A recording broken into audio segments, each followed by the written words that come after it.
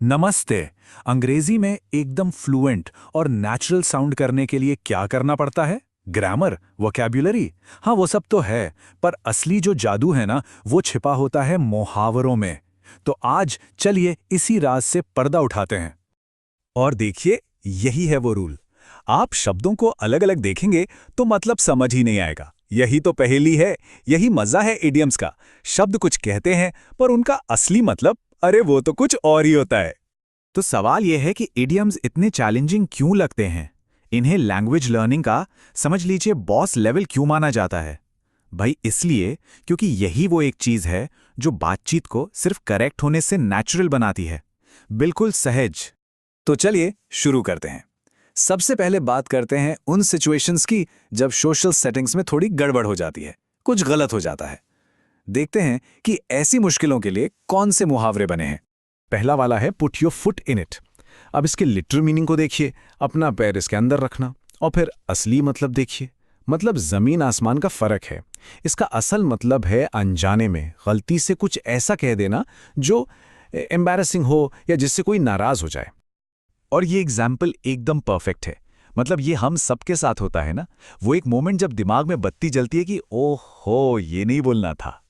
अगला वाला तो और भी कमाल है, एड इंसल्ट टू इंजरी, मतलब चोट पर अपमान।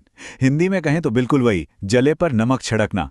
जब एक सिचुएशन पहले से ही खराब हो और फिर कुछ और हो जाए जो उसे और भी बदतर बना दे। इस एग्जाम्पल को देखिए, एक तो नुकसान हुआ और फिर to add insult to injury, उसी नुकसान के पैसे भी भरने पड़े, है ना फ्रस्ट्रेटिंग? यही है इस मुहावरे का भाव। चलिए अब इन सोशल गैप्स, इन गलतियों से आगे बढ़ते हैं। अब बात करते हैं कुछ प्रोएक्टिव इडियम्स की। वो मुहावरे जो एक्शन लेने, चीजों को शुरू करने, मतलब काम को अंजाम देने के बारे में है।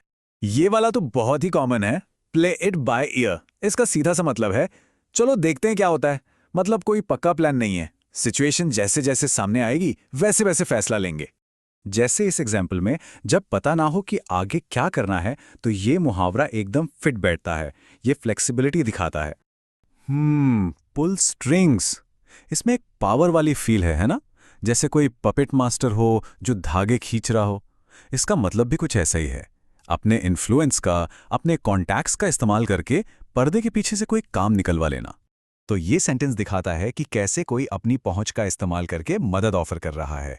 कह सकते हैं कि ये एक तरह का जुगाड़ ही है, बस थोड़े हाई लेवल कॉन्टैक्ट्स के साथ। और अब किसी चीज को शुरू करने के लिए, सेट द बॉल रोलिंग या स्टार्ट द बॉल रोलिंग। इसका मतलब है बस शुरुआत कर देना, किसी प्रोसेस को, किसी एक्टिविटी को किक स्टार्ट करना। इस एग्जाम्पल की तरह मीटिंग सेटअप कर दी and the ball is rolling, मतलब काम शुरू हो चुका है, पहला कदम ले लिया गया है और अब गाड़ी चल पड़ी है। ओके, तो अब आते हैं आखिरी हिस्से में, और यहां हम दो बिल्कुल ऑपोजिट आइडियाज की बात करेंगे। एक तरफ है गिव अप करना, हार मान लेना, और दूसरी तरफ है अपनी पूरी की पूरी जान लगा देना।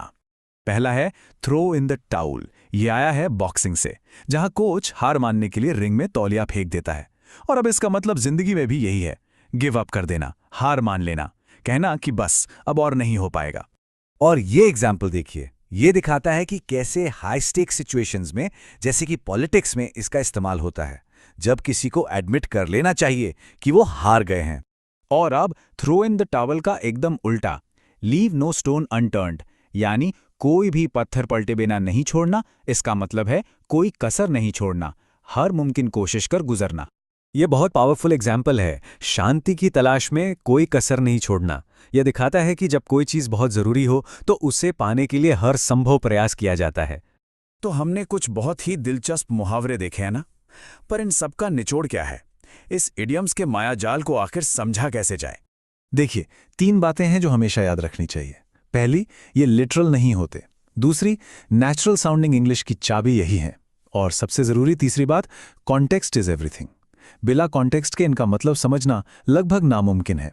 ये सिर्फ शब्द नहीं, भाषा की आत्मा है। तो इस चर्चा के बाद अब असली चुनौती है इन्हें अपनी बातचीत में शामिल करने की।